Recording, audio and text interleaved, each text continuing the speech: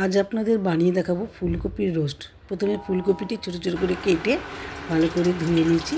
এবার কড়াইতে সাদা তেল আর বাটার দিয়ে এই ফুলকপিগুলো নুন আর হলুদ দিয়ে ভেজে নেব। অল্প হলুদ দেবো, লাল লাল করে একটু ভেজে নেবো। এবার দেখবেন ফুলকপিগুলো ভেঙে নেবো।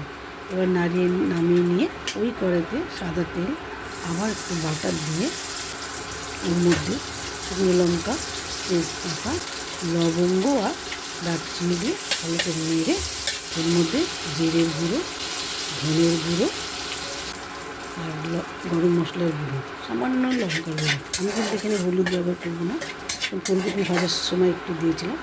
এইবার পরিমাণ মতো নুন, টক দই 2 চামচ দিয়েছি, আপনারা যদি চান একটু বেশিও দিতে পারেন। আর সামান্য একটু চিনি দিয়েছি। এবার ভালো করে নাড়বো, নেড়ে গা থেকে যখন তেল বেরিয়ে আসবে ফুলকপিগুলো দিয়ে দেবো। সাবধানে নাড়বেন যাতে ফুলকপিগুলো ভেঙে যাবে। তারপরে কাজু বাদাম আর কিশমিশ বাটাটা দিয়ে দিলাম, বাটি ধুয়ে একটু জলে দিয়ে দিলাম। দেখুন কালারটা কত সুন্দর এসেছে, খেতেও ভালো হবে। আপনারা বাড়িতে করে দেখবেন। যদি আমার ভিডিওটি আপনাদের ভালো লেগে থাকে একটি লাইক, কমেন্ট ও নতুন বন্ধু হয়ে থাকলে একটা সাবস্ক্রাইব প্লিজ।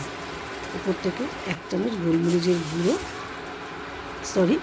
গরম মশলার গুঁড়ো আর সামান্য গোলমরিচের গুঁড়ো ছিটিয়ে দিয়েছি।